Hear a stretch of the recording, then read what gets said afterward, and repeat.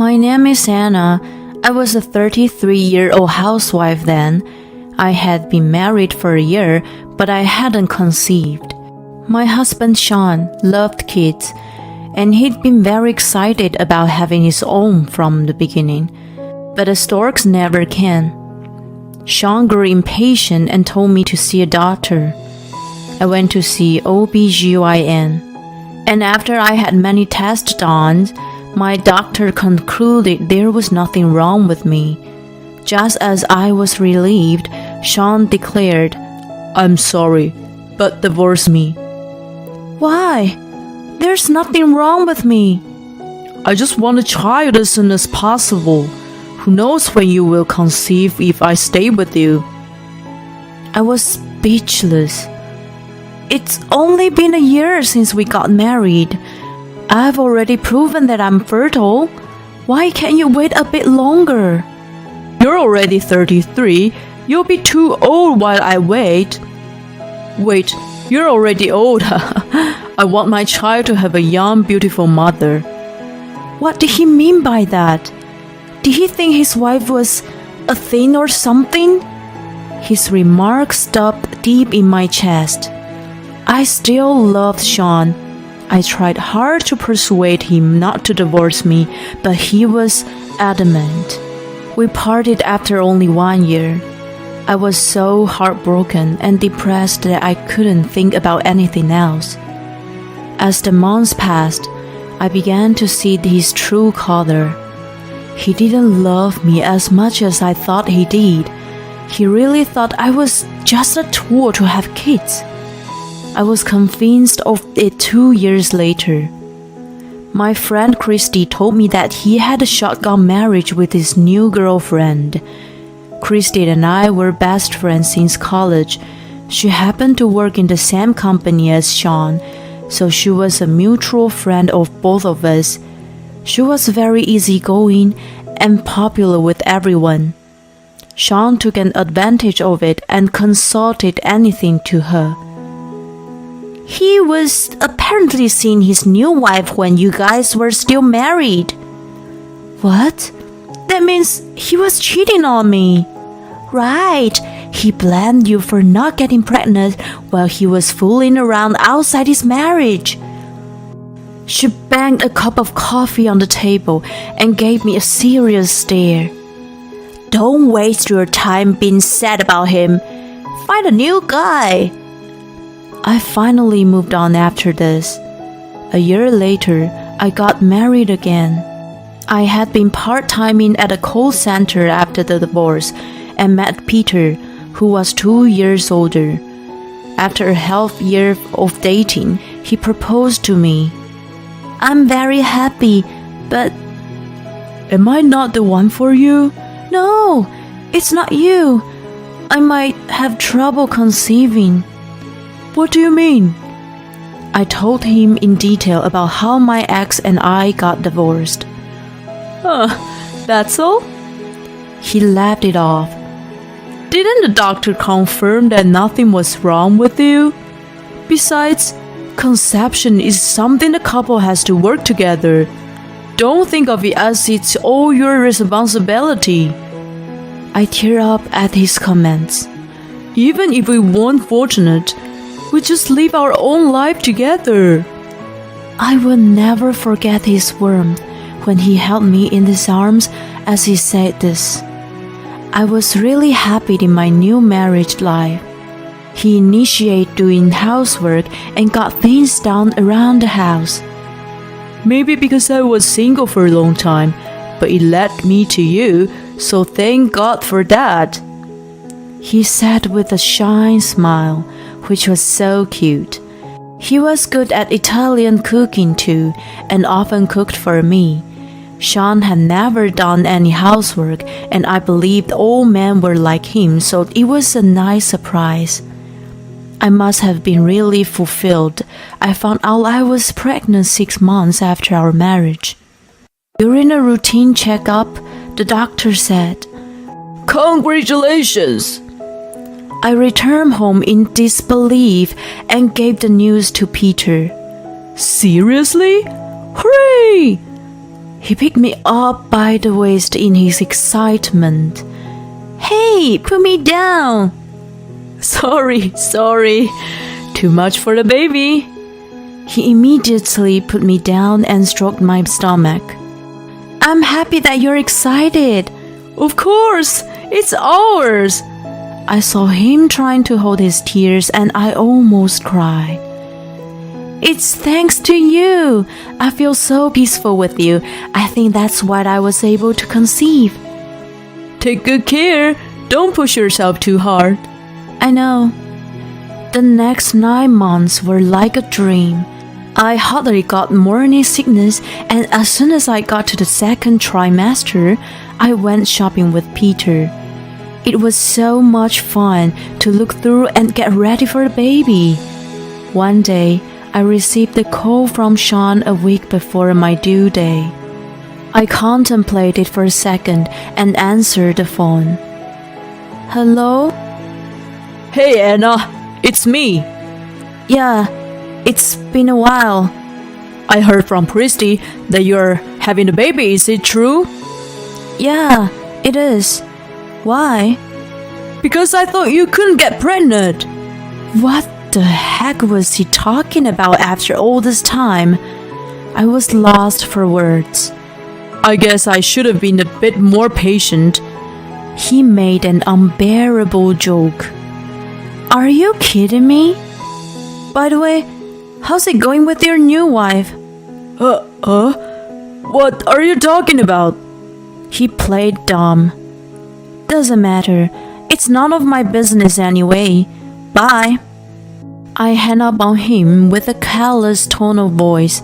I wondered what the purpose of his call was. I told Peter when he got home from work. I didn't divorce him out of hatred, but it's creepy for him to call after all this time. Maybe he had a fight with his wife and wanted to vent on you. He didn't sound like that. He even made a rude remark that he should have been more patient. Maybe he wanted to congratulate you. Of course not. You're so naive. He chuckled, and I thought he was such a good-natured guy. Seeing him like that, I felt foolish to be upset and changed the subject to the baby. It's a girl. My doctor revealed this to me the other day. We discussed her name again. His face brightened with joy. I can't wait to meet her. Soon, exactly after 1 week, the baby was born. We named her Valentina, which means healthy and strong. When Peter held her in his arm, she cried and thanked me over and over. After I was discharged, I spent my days struggling to raise my baby. Of course, Peter was very helpful, but there were many things we weren't sure of and felt miserably. I wish our reliable parents were here at times like this. Oh well, both our parents live far away. Why don't you go back home with Valentina for a bit? No worry, it doesn't matter how hard it is. I want to stay here with you and her. We were exhausted after many sleepless nights of crying, but just looking at Valentina's face soothed me. 3 months passed, and by the time she was on a 50-50 split of milk and formula, we were finally able to sleep better. Then one day, Christy came over with a baby gift. Oh my God, so adorable! She exclaimed in a whisper when she saw Valentina sleeping in her cot. Congratulations, Anna! Thank you. I'm so glad you came. I wanted to come sooner, sorry. Doesn't matter, you're very busy at work. I'm just glad you finally got to meet her. We sat down with cakes she brought and coffee. Valentina was the main topic of our conversation at first. After I poured the second cup of coffee, Christy switched the subject. I know it's not the best time to tell you this as you're in the happiest place. But will you listen to me? What's wrong? Well, it's about Sean. He had a baby right away with his current wife, so he believed that you were the problem. I expected that. But when he found out you were pregnant, he changed his mind and started saying it may have been him with the problem. Way too late now, and I wondered if his head was okay. He does have a child, doesn't he? So what's the problem? He is an idiot. He is determined that it isn't his and accused his wife of cheating. She looked disgusted. What in the world? That's over the top, don't you think? When he mentioned it, I really thought he was a true idiot. So, was he really serious? Yeah, he seemed. Even so, she consoled him. You know what he said to me then? Once a cheater, always a cheater. I can't trust her anymore. Say who? He should have looked at himself in the mirror before commenting. Both of us were appalled. His wife was furious and went back to her parents after a big fight. I can't blame her. He was lost and whining about what to do, but I yelled at him it was none of my business. I laughed at my imagination of him being flustered then. Anyway, he is going through turmoil, so I worry that he might bother you. No worries, I got nothing to do with him anymore. I know, but he is illogical right now. I appreciated her concern and was reminded of her kindness. I will block him on my phone. That's better. I'll make sure he doesn't bother you again. We heard a cry from Valentina, who woke up from her slumber then. I picked her up in my arms. Christy asked to hold her with her arms stretched towards me. While we were cooing over the baby, I completely forgot about Sean. A month passed, and I kept busy taking care of Valentina. Sean had never contacted me. But then, his wife suddenly showed up with her child at the door. She got my address from Sean's mother. I informed them in case they needed me for anything. The wife of Sean was called Susan. She looked young, probably in her 20s, and was very pretty with big striking eyes. Her son, Tate, was almost 2 years old and looked exactly like his mom. While we sat down on the sofa, Tate played with Valentina on the floor. I'm very sorry for showing up like this. I have been wanting to apologize to you. Susan started the conversation first. Apologize? That's right. I had no idea Sean was married when we were dating. But then I felt guilty after what happened. I was perplexed and didn't want her to mention it after all this time. You came all the way to apologize to me? No, we decided to get divorced. What? You and Sean? Yes. It's not your concern, but I want to talk to you, so I showed up. She started pouring out her frustrations. Her story was indeed shocking. Sean scolded and yelled obscenities at me, so I showed him the proof of paternity with the DNA test. Then, wasn't the problem solved? Not at all. He used to call me dirty and said he married me only to have a child.